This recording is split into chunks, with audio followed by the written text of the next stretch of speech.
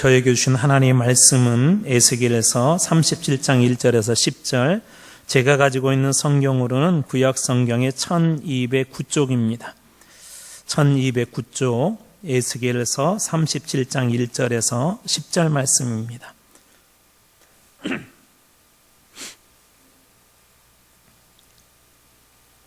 제가 한 절, 여러분 한 절, 우리 10절까지 그렇게 교독하도록 하겠습니다. 37장 1절에서 10절입니다. 제가 먼저 읽겠습니다. 여호와께서 권능으로 내게 임재하시고 그의 영으로 나를 데리고 가서 골짜기 가운데 두셨는데 거기 뼈가 가득하더라.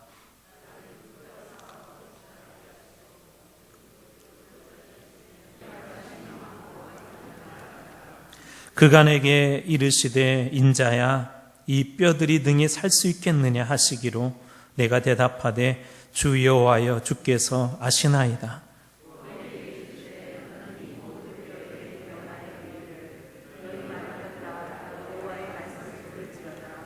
주 여호와께서 이 뼈들에게 이같이 말씀하시기를 내가 생기를 너희에게 들어가게 하리니 너희가 살아나리라.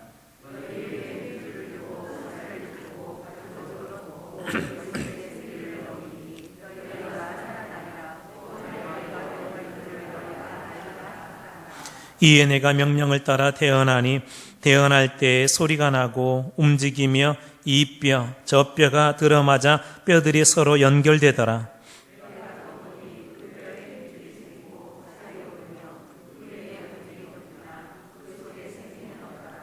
또 내게 이르시되 인자야 너는 생기를 향하여 태어나라. 생기에게 태어나여 이르기를 주 여호와께서 이같이 말씀하시기를 생기야 사방에서부터 와서 이 죽임을 당한 자에게 불어서 살아나게 하라 하셨다 하라. 이에 내가 그 명령대로 태어나였더니 생기가 그들에게 들어가며 그들이 곧 살아나서 이런 극히 큰 군대더라. 아멘. 여러분 모두 축복합니다. 우리 장로님 이렇게 기도하는 모습을 보면서 선임 장로님은 역시 선임 장로님이시다. 기도의 내용을 아주 시간 분량도 딱 좋게 하시고 내용을 거기에다 다 집어넣으신 것 같아요. 정말 필요한 그런 기도의 제목들. 우리 장로님들 기도가 살아나고 우리 권사님들 기도가 살아나고 우리 집사님들 기도가 살아나면 우리 한마음교회 반드시 될 줄로 여러분 믿으시기 바랍니다. 기도가 살아있는 교회는요 결코 쉽게 끝나지 않습니다. 하나님 주신 은혜들이 있을 것입니다. 자, 오늘 이제 우리 주신 말씀을 따라서 마른 뼈에서 큰 군대로라는 제목으로 하나님의 군대로라는 제목으로 오늘 하나님의 말씀 나누도록 하겠습니다. 초대교회에 안디옥이라고 여러분 들어보시죠? 안디옥에 이그나티우스라고 하는 그런 교부가 있었어요. 근데 이제 이 교부가 이분이 구원론에 대한 얘기를 하면서 한 가지 좀 의미 있게 했던 말 중에 하나가 뭐냐면 교회 밖에는 구원이 없다 그런 얘기를 했어요. 교회 밖에는. 물론 이것이 맞는 얘기는 아니에요 지금은. 근데 그때 당시에 이제 이분이 이야기했던 그 구원론이 보편적으로 카톨릭에서 이제 그 채택을 합니다. 그래서 카톨릭 교회 밖에는 구원이 없다 이제 그렇게까지 발전하게 되는데 이것이 맞는 얘기는 아니지만 그 당시에 그 초대교회의 상황을 볼 때는 아주 상당히 의미 있는 그 이야기입니다. 왜냐하면 실제로 초대교회에서 교회 안에서 그 신앙생활이 아주 중요했고 구원을 받는 그 통로 역할들을 교회가 아주 잘 감당하였기 때문에 그렇습니다. 환난과 박해 중에서도 교회는 많은 사람들을 구원하는 그런 일들을 중요하게 생각하였고 교회의 본질을 잃지 않기 위해서 그리고 성경대로 살기 위해서 교회 안에서 그런 큰 몸부림들이 있었음을 볼 수 있습니다. 그러나 최근 한국 교회와 우리 세계 교회를 보면 다는 아니지만 희망적이기보다는 절망적인 모습들이 많이 보입니다. 심지어 교회 안에서조차도 자성의 소리가 나오고 오히려 세상 밖에서 교회를 더 걱정하는 그런 일들이 종종 우리들에게 일어나고 있습니다. 2017년도에 기독교 윤리 실천운동에서 그 종교에 대해서 신뢰도를 조사했는데 이 조사에 따르면 개신교는 5점 만점에 2.55, 겨우 50점 살짝 넘었습니다. 그 점수로 여러 종교 중에서 몇 등을 했을 것 같아요? 불행하게도 꼴찌를 했습니다. 한때 교회는 선망의 대상이었습니다. 그러나 최근 코로나가 터지면서 한국 교회를 바라보는 시선은 싸늘함을 넘어서 이제 혐오의 대상까지 되고 있습니다. 물론 여기에는 이단들의 잘못된 그런 태도들이 한국 교회 전체 모습으로 비춰진 것도 있고 다양한 원인들이 있지만 그렇다고 해서 이단들에게만 돌릴 수 있는 문제는 아닌 것 같습니다. 교회에 대한 부정적 시각은 교회 안에서도 많이 생겨나기 시작했고 이것 때문에 많은 사람들이 그 교회를 떠났습니다. 그리고 그 중에는 교회 안에서 신앙생활하지 않고 교회 밖에서 신앙생활하는 사람, 교회는 다니지 않지만 그리스도인이라고 하는 사람들, 소위 가나안 성도들이 어떤 조사에 의하면 무려 100만 명 이상이 된다는 그런 조사도 있습니다. 여기에는 복합적인 요인이 있지만 이런 현실에 대해 타 종교의 유명한 분이 하시는 말씀이 의미가 있다고 생각됩니다. 이분이 이런 말씀을 하셨어요. 기독교인 중에는 하나님을 말하는 사람과 하나님을 느끼게 하는 사람이 있다. 기독교인들 중에는 하나님을 말하는 사람이 있고 하나님을 느끼게 하는 사람이 있대요. 자기가 타 종교고 자기가 예수를 알지 못하고 교회 다녀보지는 않았지만 사람들을 만나보면 어떤 사람은 하나님에 대해서 말은 하는데 하나님을 느낄 수가 없다는 거예요. 그런데 어떤 사람은 만나보면 하나님을 정말 이 사람 보니까 하나님이 계시는 것 같다. 그것을 느끼는 그런 사람이 있다는 거예요. 저는 이분이 예수를 믿지 않지만 정확한 지적을 하고 있다고 생각합니다. 하나님을 말한다고 해서 다 예수 믿는 사람이 아니고 하나님에 대해서 우리가 이야기한다고 해서 다 제대로 된 그 교회가 아니기 때문에 그렇습니다. 예를 들어서 철로 사람을 이렇게 만들어 놨다고 여러분 한번 상상해 보십시오. 그러면 사람의 모양은 하고 있지만 손으로 갖다 대면 따뜻함이 없습니다. 가슴에 손을 얹으면 심장에 쿵쾅거림이 없습니다. 그리고 어떠한 움직임도 없습니다. 왜냐하면 사람이 아니기 때문에 그렇습니다. 모양만 사람인 것이지 사람이 아니기 때문에 그렇습니다. 불행하게도 오늘 읽었던 우리 에스겔서 37장 그리고 에스겔 전반의 이 상황이 이런 모습하고 비슷합니다. 이스라엘이 멸망할 당시의 모습이 하나님을 믿는 모양은 있었지만 하나님을 느끼게 하고 하나님의 살아계심을 느낄 수 없는 그런 상태에 있었다는 것입니다. 다시 말해서 모양만, 신앙생활을 하는 모양만 있는 그런 모습이 이스라엘의 모습이었었습니다. 하나님을 믿는다고 해놓고 우상들을 섬겼고 결국 이러한 모습들은 하나님께서 어느 정도까지 책망하시냐면 에스겔서 16장 15절 말씀입니다. 우리 같이 한 목소리 같이 한번 읽어볼까요? 같이 읽습니다. 시작. 그러나 내가 내 화려함을 믿고 내 명성을 가지고 행음하되 지나가던 모든 자와 더불어 음란을 많이 행함으로 내 몸이 그들의 것이 되었도다. 여러분 하나님의 이 한탄하시는 모습이 무엇인 줄 아세요? 내가 내 화려함을 믿고 내 명성을 가지고 이것은 뭐냐면 하나님이 축복해 주셔서 이스라엘이 그동안 하나님의 축복 속에 살았는데 마치 이 남편이 있는데 마치 아내가 있는데 남편을 버리고 아내를 버린 사람처럼 행음을 하고 음란을 행하는 그런 모습이 이스라엘의 지금의 모습이라는 것입니다. 하나님께서 저것을 그래도 조금 고상하게 표현을 해서 그렇지 이스라엘아 너희들이 매춘부다 그런 말이에요. 매춘부다. 하나님께서 그렇게 말씀하고 계신 것입니다. 우상 숭배는 마치 남편을 둔 아내가 매춘의 행위를 하는 것과 같다는 것입니다. 여러분 만약 이런 가정이 있다면 남편과 아내의 관계는 어떻게 될까요? 그 관계는 죽을 수밖에 없고 그런 가정은 행복이라는 것은 찾아볼 수 없을 것입니다. 결국 그 결과 바벨론에게 침공을 당하게 되고 에스겔도 바벨론 2차 침공 때 포로로 끌려가게 됩니다. 그런데 포로로 끌려간 그곳에서 더 불행한 소식을 듣는데 이스라엘, 예루살렘이 완전히 멸망했다는 그런 소식을 듣습니다. 하나님께서 한 번, 두 번, 세 번 이렇게 포로로 끌려가게 하셨는데도요 그 잘못을 전혀 깨닫지 못한 거예요. 하나님께서 여러 번 많은 선지자들을 통하여서 포로가 되기 이전부터 그리고 포로가 된 후에도 여러 선지자들을 통해서 말씀하셨음에도 불구하고 어떤 회개도 없는 그런 절망적인 상태에 오늘 이스라엘이 이르게 된 것입니다. 이런 절망적인 상황에 부르신 한 사람이 오늘 본문에서 만나는 에스겔입니다. 37장 1절 우리 앞부분을 말씀을 같이 한번 읽겠습니다. 같이 읽습니다. 시작. 여호와께서 권능으로 내게 임재하시고 그의 영으로 나를 데리고 가서. 여러분, 이 앞에 부분의 말씀을 볼 때 어떤 생각이 드세요? 여호와께서 권능으로 내게 임재하시고는 라는 의미는 뭐냐면 여호와께서 권능을 내게 주셨다는 거예요. 하나님께서 에스겔에게 그에게 권능을 주셨다는 거예요.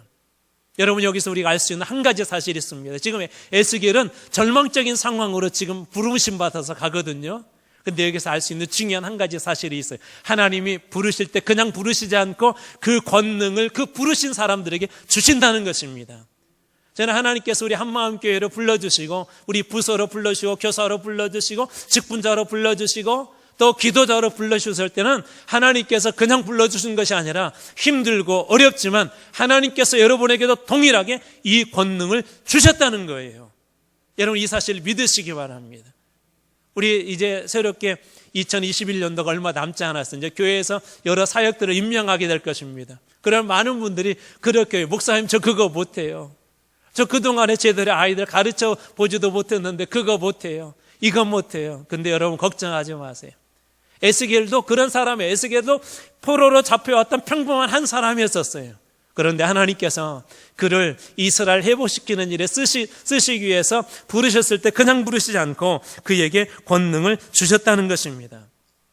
여러분, 한 번은 예수님의 그 제자들 70명의 그 제자들이 이게 전도를 이렇게 파송을 받아서 갔다가 돌아왔는데 돌아오는데 막 얼굴을 보니까 싱글벙글을 하면서 이렇게 돌아왔어요. 파송받을 때마다 하더라도 우리가 어떻게 하면서 나갔던 사람들이 싱글벙글 하면서 이렇게 돌아옵니다.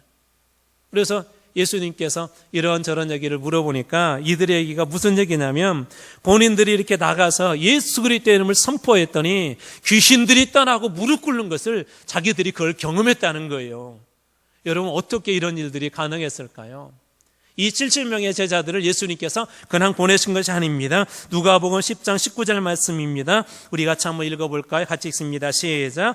내가 너희에게 뱀과 전갈을 밟으며 원수의 모든 능력을 제어할 권능을 주었으니 너희를 해칠 자가 결코 없으리라. 여러분, 이 말씀을 믿으시기 바랍니다. 여러분 가정을 하나님께서 여러분 가정에도 축복도 주시고 권능을 주셨기 때문에 어떤 세상의 권세도 해칠 자가 없을 것입니다. 우리 교회도 마찬가지입니다. 주님께서 여러분 한 분 한 분에게 주신 그 기도의 권능, 말씀의 권능, 하나님께 주신 축복의 권능을 여러분 사용하십시오. 우리 교회를 해칠 자가, 우리 교회의 성도들을 해칠 자가 아무도 없을 것입니다. 주님께서 이 제자들을 보낼 때 그냥 보내는 것이 아니라 마치 예수님 그런 말씀, 양을 이리 가운데 보내는 것 같다. 예수님도 걱정이 됐어요. 예수님도. 저 이리들이 여기저기서 잡아먹으려고 하고 저 이리들이 틈만 나면 그 양들을 잡아먹으려 할 때 예수님도 걱정 안 되겠어요. 근데 그때 예수님께서 양처럼 힘도 없고 보잘것도 없고 양이 싸울 수 있는 무기가 뭐가 있어요? 근데 그들에게 예수님께서 전부 다 권능을 주셔서 그들이 이 70명이 나가서 복음을 전하는데 예수가 그리스도라는 걸 전하는데 놀랍게도 귀신들이 여기저기서 무릎 꿇는 것을 보게 됩니다. 여러분, 하나님께로부터 오는 권능에는 이러한 능력이 나타나는 걸 믿으시기 바랍니다. 저는 우리 한마음교회에서 이런 권능이 많이 나타나게 될 줄로 믿습니다. 하나님께서 그냥 맡기시지 않고 할 수 있는 그런 능력을 주신다는 거예요. 이와 같은 고백은 사도 바울에게도 볼 수가 있습니다. 우리 빌립보서 수요일날 공부하고 있잖아요. 사도 바울이 뭐라고 합니까? 감옥에 갇혀 있잖아요. 그런데도 바울이 딱 이런 고백을 해요. 내게 능력 주시는 자 안에서 내가 모든 것을 할 수 있느니라. 여러분, 갇혀 있고 막혀 있고 나가서 복음을 전하지도 못하는데 이 바울은 확실한 확신이 하나가 있었어요. 내가 갇혀있고 아무것도 할 수 없어도 내게 능력 주시는 자, 내게 권능을 부어주시는 자 안에서 나는 비록 갇혀있어도 모든 걸 할 수 있다는 그 고백이 사도 바울의 고백이었던 것입니다. 여러분 그의 고백처럼 그는 감옥에서뿐만 아니라 이 나가서도 엄청난 그런 복음의 역사를 여러분 만들어내지 않습니까? 여러분 이와 같은 사실을 믿으십시오. 여러분의 형편을 지금 왜 나는 이런 곳에 와 있지? 나는 왜 이렇게 힘든 부서에 와 있지? 여러분 걱정하지 마십시오. 하나님이 그곳에 불러주셨을 때 그냥 불러주신 것이 아니라 권능도 주신 것을 믿으시기 바랍니다. 이 에스겔이 간 곳이 어떤 곳입니까? 37장 1절 우리 뒷부분 같이 한번 읽어볼까요? 같이 읽습니다. 시작. 자, 골짜기 가운데 두셨는데, 자, 거기 뭐가 가득해요? 뼈가 가득해요. 뼈가. 한 골짜기로 데리고 갔는데 뼈가 가득한데 심지어 이 뼈의 상태가 어떠합니까? 2절 말씀입니다. 같이 한번 읽겠습니다. 2절 말씀 시작. 나를 그 뼈 사방으로 지나가게 하시기로 본즉 그 골짜기 지면에 뼈가 심이 많고 아주 말랐더라. 골짜기에 이렇게 데리고 왔는데 그냥 단순히 뼈가 있는 줄 알았더니 골짜기 사방을 보니까 그 뼈가 어느 정도로 많아요? 심이 많고, 그리고 뼈의 상태는 심이 말랐다, 아주 말랐다, 그렇게 이야기하고 있습니다. 사방에 가득한 뼈들, 그리고 그 뼈들은 얼마나 오래되었는지 도저히 이 희망도 없는 절망의 상태에 있는 것을 이 에스겔이 보게 됩니다. 도대체 이 뼈들은 무엇을 상징하는 걸까요? 11절 말씀입니다. 11절 말씀 한 목소리 읽겠습니다. 시작. 또 내게 이르시되 인자야 이 뼈들은 이스라엘 온 족속이라. 그들이 이러기를 우리의 뼈들이 말랐고 우리의 소망이 없어졌으니 우리는 다 멸절되었다 하였느니라. 이 뼈들이 누구라고 그래요? 이스라엘 온 족속이 돼요.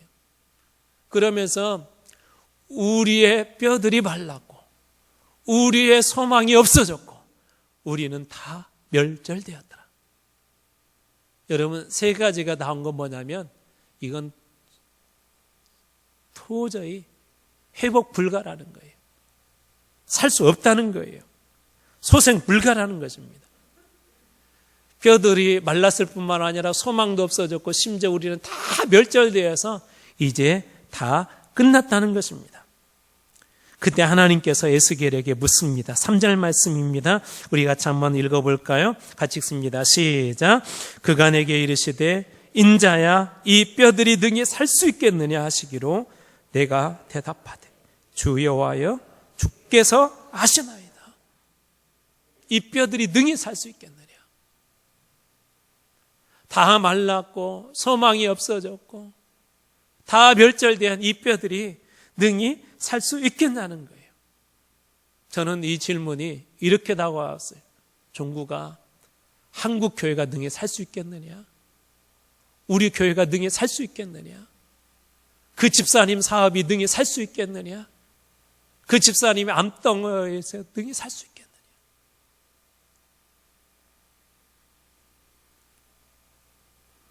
에스겔에게 들려온 이 질문은 절망적일 수밖에 없었습니다. 정말 이 뼈들이 살 수 있을까요? 시인 이상화의 빼앗긴들에도 봄은 오는가라는 그 제목처럼 은혜도 능력도 성령도 사랑도 다 빼앗겨버린 마른 뼈 같은 오늘 이 시대 우리 교회에 다시 부흥의 봄은 올 수 있을까요? 많은 사람들은 그렇게 말합니다. 다 말라 비틀어진 뼈가 어떻게 살 수 있냐고 말합니다. 여러분 맞습니다. 혹시 물을 주지 않아서 다 이 한 달이고 두 달 동안 물을 주지 않아서 말라 비틀어진 그런 화분을 본 적이 있습니까? 그곳에 아무리 물을 많이 갖다 주고 아무리 좋은 것을 갖다 부어도 그 말라 비틀어진 화분의 꽃이 살아날 수 없는 것처럼 일반적인 상식으로 말라 비틀어진 뼈는 다시 살 수 없습니다. 그런데 하나님은 에스겔에게 마른 뼈들에게 내가 하는 말을 그대로 전하라고 합니다. 4절 말씀입니다. 우리 같이 한번 읽어보겠습니다. 같이 읽습니다. 시작. 또 내게 이르시되 너는 이 모든 뼈에게 대언하여 이르기를 여호와의 말씀을 들을지어다. 너희 마른 뼈들아 여호와의 말씀을 들을지어다. 여러분 혹시 여러분의 인생이 지금 마른 뼈처럼 다 말라 비틀어진 곳에 와 있습니까? 이렇게 해도 안 되고 저렇게 해도 안 되고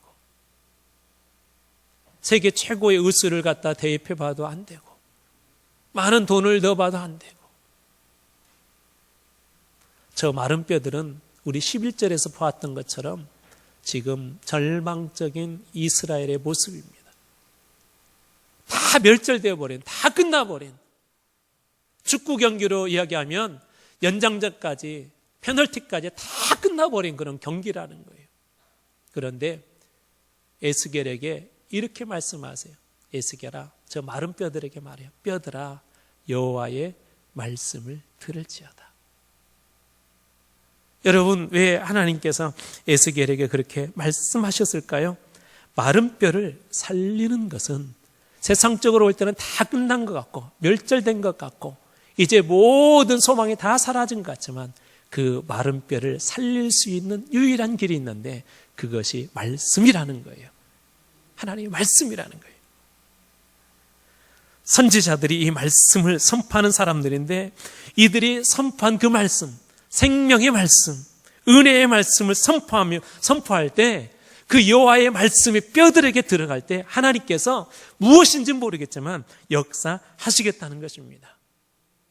베드로가 그랬잖아요.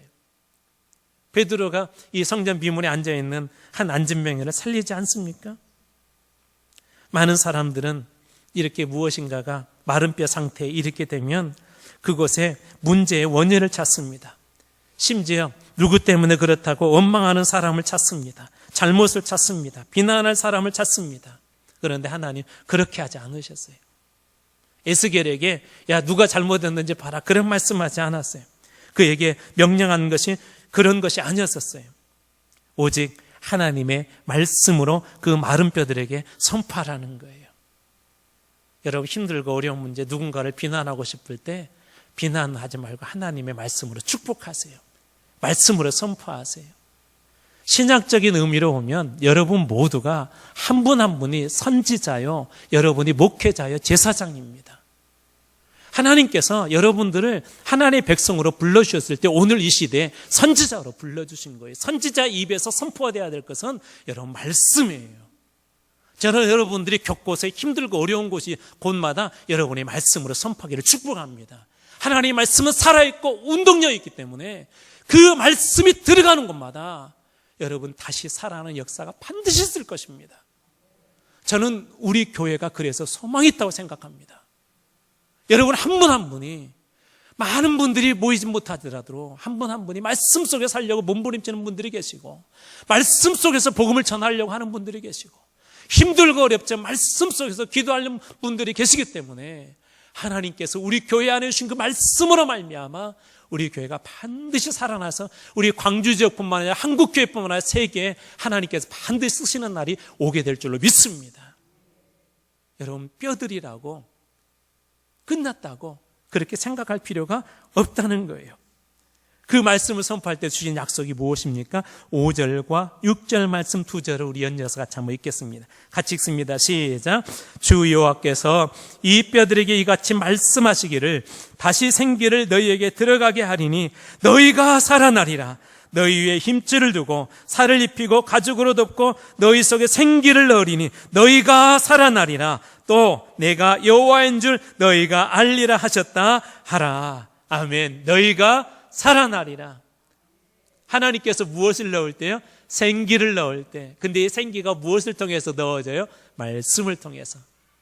이 생기는 제가 여러 번 여러분들에게 설명했지만 한 번 더 설명하겠습니다. 이 생기 그럴 때 가장 먼저 생각하셔야 될 게 뭐냐면 이 창세기에 하나님께서 흙으로 만든 사람 아담을 생각하셔야 돼요. 그 코에 무엇을 불어넣으시니? 생기를 불어넣으시니 사람이 생령된지라. 살아있는 존재가 된지라. 여러분 교회에도 이 생기가 필요해요. 우리 신앙인들에게도 이 생기가 필요해요. 저 생기를 히브리어로 루하흐라고 하거든요. 루하흐. 저기 우리가 성령할 때도 저 루하흐를 써요. 성령할 때도. 저 뜻은 뭐냐? 숨, 바람, 영이라는 거예요. 영. 그런데 저게 누구로부터 온 거예요? 하나님으로부터 온 거예요. 하나님의 숨, 하나님의 바람, 하나님의 영. 이 마른 뼈들에게 지금 에스겔을 통하여서 하나님의 숨을 불어넣게 하고 하나님의 바람을 불게 하고 하나님의 영을 불어넣게 하고 있는 것입니다. 이것을 통해서 여러분이 알 수 있는 게 뭐예요? 하나님의 숨이 들어가면 마른 뼈도 살아날 수 있다는 거예요. 성령의 바람이 불면 마른 뼈 같은 교회도 살아날 수 있다는 것입니다. 저는 여러분들이 우리 한마음교회뿐만 아니라 우리 광주 지역에 이것저것 다니면서 여러분들이 성령의 이 바람, 성령의 숨, 하나님의 호흡을 불어넣는 그런 분들이 여러분들이 다 되시기를 축복합니다. 말씀을 통해서 이런 역사들이 일어나는 거예요. 자, 그래서 에스겔이 말씀대로 대언하자 이 뼈들에게 어떤 일들이 일어났습니까? 7절과 8절 우리 두 절 말씀을 연이어서 읽습니다. 같이 한번 읽어볼까요? 자, 시작. 이에 내가 명령을 따라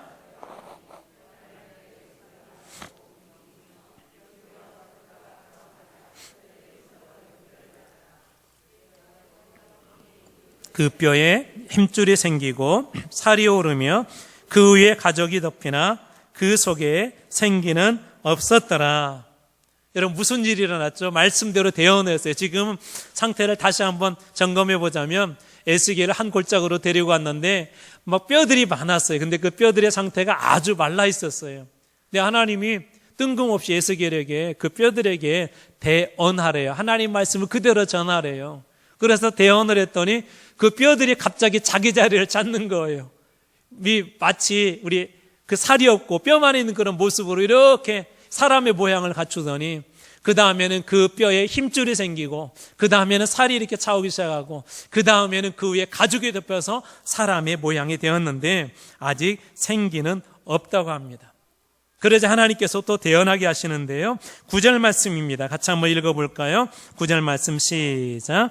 또 내게 이르시되 인자야 너는 생기를 향하여 대언하라. 생기에게 대언하여 이르기를 주 여호와께서 이같이 말씀하시기를 생기야 사방에서부터 와서 이 죽임을 당한 자에게 불어서 살아나게 하라 하셨다 하라. 뭐라고 말씀하라고 했다고요? 생기야 사방에서부터 와서 이 죽음을 당한 자에게 불어서 생기를 불어넣으시니 하는 것처럼 불어서 어떻게 살아나게 하라 하셨다 하라. 에스겔이 그대로 또 선포했어요. 생기야 사방에서부터 와서 이 죽음을 당한 자들에게 불어서 살아나라 그렇게 대언을 했더니 어떤 일이 일어났습니까? 10절 말씀입니다. 같이 한번 읽습니다. 시작. 이에 내가 그 명령대로 대언하였으니 생기가 그들에게 들어가매 그들이 곧 살아나서 일어나 서는데 극히 큰 군대더라. 이에 내가 그 명령대로 어떻게 했어요? 대언을 했어요. 무엇대로? 명령대로. 그랬더니 생기가 그들에게, 이 그들은 누구죠? 죽은 자들이에요. 마른 뼈들이에요. 마른 뼈들에게 들어갔는데 들어가자마자 어떤 반응이 일어났습니까? 곧 살아났어요. 그 다음에 또 어떤 2단계 어떤 일이 일어났어요? 일어나 섰어요. 그리고 일어나 서서 이렇게 딱 보니까 그 전까지는 마른 뼈였는데 그곳에 하나님의 큰 군대를 이루어서 서 있는 것을 이 에스겔이 보게 됩니다. 저는 우리 한마음교회가 마른 뼈에서 하나님의 큰 군대로 세움받는 날이 반드시 오게 될 줄로 믿습니다. 여러분 마른 뼈도 가능해요. 언제 가능해요? 하나님의 숨이 들어가고 하나님의 호흡이 들어가고 하나님의 말씀이 들어가면 여러분 지금은 우리가 미약해 보이고 지금은 부족해 보이지만 하나님의 군대로서 언젠가 사단의 권세를 무릎 꿇기고 예수 그리스도의 복음으로 세상에 온전히 전하는 하나님의 군대로 쓰임받을 때가 있을 줄로 믿으시기 바랍니다. 천안에 제가 한 프로그램에서 이렇게 보았던 내용인데요. 천안에서 목회하시는 임종원 목사님이라는 분의 그 간증입니다. 이분이 이제 천안에 가서 교회를 개척을 하고 이렇게 전도를 하러 나갔는데 어느 날 박수무당을 만났대요. 박수무당. 이 남자무당을 만난 거예요. 그래서 이분을 이렇게 딱 보자마자 이상한 광경을 이렇게 보았대요. 막 자기 다리를 막 때리면서 할머니와 할아버지를 저주하더래요. 이 박수무당이. 그래서 왜 그러냐고, 나는 그 어느 교회 아무개 목사인데 왜 그러냐고 그랬더니 이분이 하시는 말씀이 자기도 옛날에 교회 다녔대요. 그러면서 방으로 들어와라고 해서 이제 그곳에 가서 이렇게 얘기를 해주는데, 이분이 97년도 그 박수무당 이분이 97년도 1월 달에 다리 수술을 했대요. 그런데 2개월도 안 돼가지고는 막 다리에서 진물이 나고 이제 상황 자체가 다리를 완전히 잘라서 버려야 될 상황이 된 거예요. 그런데 이게 똑같은 일이 이 할머니에게도 있었대요. 근데 할머니도 무당이었답니다. 할머니도. 그래서 이 할머니가 무당이었는데 할머니도 그 병으로 이렇게 죽어서 그 저주가 그것이 자기한테 그대로 이렇게 붙었다고 생각을 해서 이렇게 이 저주하면서 자기 다리를 이렇게 때리고 있더래요. 근데 이제 이분이 그때 이 예수님에 대해서 내가 전해야 되겠다. 무당이지만 복음을 나눠야 되겠다 해서 예수가 그리스도라는 것을 이 무당에게 전하기 시작했어요. 근데 여러분, 무당도 자기들이 이 섬기는 신들이 있잖아요. 그 신들이 다 있거든요. 근데 그 신들로도 안 되니까는 한번 믿어보자 하고 이 목사님의 이야기를 이 무당이 듣기 시작한 거예요. 그래서 가장 핵심이 뭐냐면 예수가 그리스도라는 것을 전하는데, 왜 이분 얘기하면 예수가 그리스도라는 걸 전하는 게 무당들한테 중요한 이유가 있대요. 왜 중요하냐면은 예수님이 그리스도라는 것을 우리 삼중직책이 있다고 그랬잖아요. 선지자, 제사장, 그리고 뭐죠? 왕이잖아요, 왕. 그런데 이 왕의 직분이 아주 중요하답니다. 이 무당들한테는. 무당들도 이렇게 급이 있대요. 무당들이 섬기는 신도 급이 있다는 거예요. 근데 그 모든 신들 위에 가장 높으신 분이 여러분 누구예요? 세상에 뭐 이 신들이 있지만 하나님 아니에요. 그래서 예수가 그리스도라는 왕이라고 선포하는 것이 아주 그 중요하다는 거예요.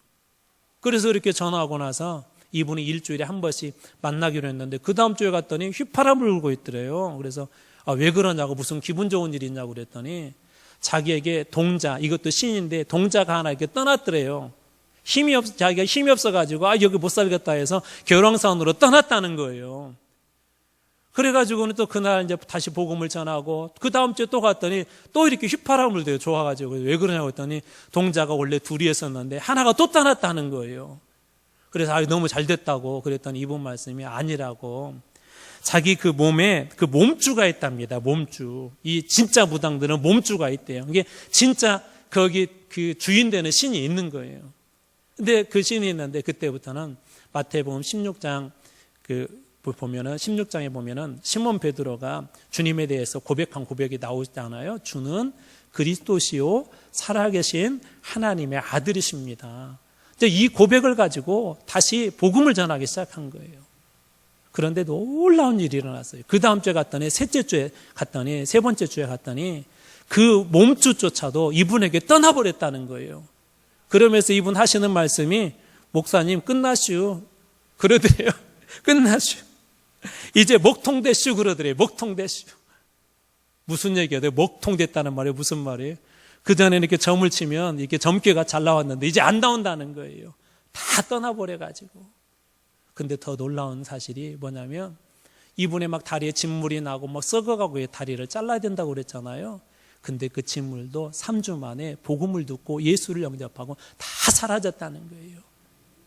여러분, 세상에서는 다 이 사람 끝났다, 저 다리 잘라놔야 된다, 세상에서는 그렇게 얘기할 수 있는데 우리 주님은 결코 그렇게 끝나도록 버려두지 않으세요. 이스라엘이 배은망덕해서 지금 마른 뼈처럼 됐지만 하나님은 이스라엘을 절대 포기하지 않습니다. 하나님은 여러분들을 결코 포기하지 않습니다. 주님 앞에 여러분들이 섰을 때 나는 왜 마른 뼈처럼 여전히 이렇게 신앙생활도 제대로 못하고 여전히 죄를 짓고 여전히 하나님 앞에 불경건하게 사는가, 여러분들이 아무리 그래도 하나님은 결코 여러분들을 포기하지 않습니다. 저는 오늘 여러분들이 하나님의 말씀을 듣고 지금까지는 마른 뼈처럼 살았지만 이제는 마른 뼈의 인생이 아니라 하나님의 큰 군대로 쓰임받는 여러분과 우리 한마음교회가 다 되기를 축복합니다. 말씀이 들어가고 하나님의 숨이 여러분에게 들어가고 그 숨이 우리 교회 안에도 충만하게 채워져서 이제는 더 이상 마른 뼈가 아니라 하나님의 군대로 쓰임받는, 하나님의 군대로 쓰임받는 교회가 될 줄로 믿습니다. 여러분, 기도의 군대로, 말씀의 군대로, 복음의 군대로, 찬양의 군대로 여러분 다시 일어나십시오. 하나님의 군대로 다시 일어나십시오. 이제 말씀으로 선포하고 말씀 마칩니다. 생기야, 사방에서부터 와서 이 죽임을 당한 자에게 불어서 살아나게 하라. 기도하겠습니다. 하나님 아버지, 제 자신도 되돌아보면 마른 뼈 같고 우리들도 마른 뼈 같고 하나님을 섬긴다고 하면서도 여전히 죄를 짓는 우리의 모습을 보면서 기도의 능력도 없는 것 같고, 왜 하나님은 이곳으로 저희들을 불러주셔서 이곳에 하나님 곳곳에서 쓰임받게 하시는지, 하나님 우리는 아무것도 할 수 없지만 하나님께서 분명히 불러주셨을 때 권능도 주시고 더 이상 마른 뼈가 아니라 하나님의 군대로 불러주셨음을 오늘 말씀을 통해 보았습니다. 하나님, 우리 한마음교회가 2020년도 이 기점이 마른 뼈에서 하나님의 군대로 전환되는 기점이 되어지게 하여 주시옵소서. 하나님께서 우리 한마음교회를 축복하여 주셔서 우리 성도들과 그 기업을 축복하여 주셔서 믿음이 연약한 분들을 축복하여 주셔서 더 이상 마른 뼈 인생이 아니라 하나님의 큰 군대로 쓰임받는, 하나님의 군사들로 쓰임받는 우리 한마음교회, 우리 성도들, 가정, 기업 되어지게 하여 주시옵소서. 감사드립니다. 예수님 이름으로 기도드리옵나이다. 아멘.